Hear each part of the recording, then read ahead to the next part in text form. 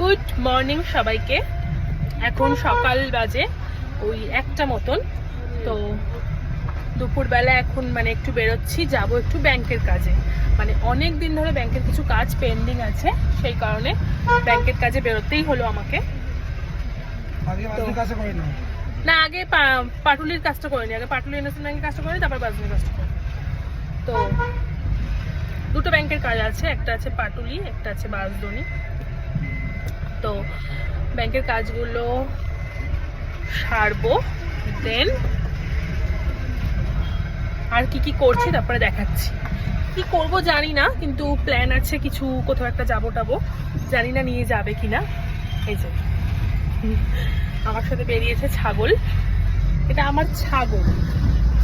যাই হোক, কোথাও যদি নিয়ে যায় তোমাদের সঙ্গে শেয়ার করছি, দেখতে থাকো। পেট্রোল পাম্পে আসলাম তেল নিতে, বুঝতে পারছি না, পেট্রোল পাম্পে তেল নিতে এলাম। দেন আগে তেলটা নেব, তারপরে যাব। কেন এই মানুষটা যখনই গাড়ি নিয়ে বেরোয় আমার সাথে, তখনই ওনাকে তেল ভরাতে হয়। মানে উনি আগে থেকে তেল ভরিয়ে রাখেন না, মানে যতটা আমার থেকে তেল ভরিয়ে নেওয়া যায় আর কি। ব্যাপার হচ্ছে এটাই। তেলটা ভরিয়ে নিয়ে আসছি। রোদ্দুরটা কি ভালো লাগছে, দারুণ লাগছে রোদ্দুরটা। এই যে এখন এসে গেছি পাটুলির হিমুর হেসেল। তো এখানে আজকে লাঞ্চ করাবে বলে আশিস বলল।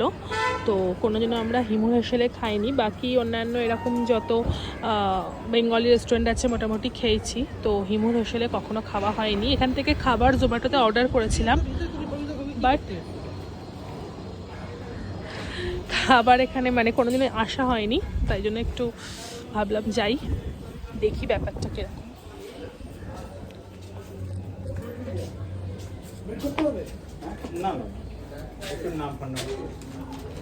নাম, ফোন নাম্বার।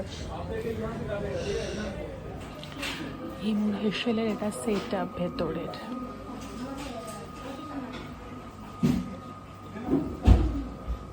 খুব সুন্দর রেস্টুরেন্টটা, খুব সুন্দর, একদম পাটুলির মোড়ে। একদম পাটুলি থেকে ডান দিকে রাস্তাটায় পড়ে হিমুর হেসেল। খুব ভালো লাগছে, মানে সেট আপটা আমার খুবই ভালো লাগছে।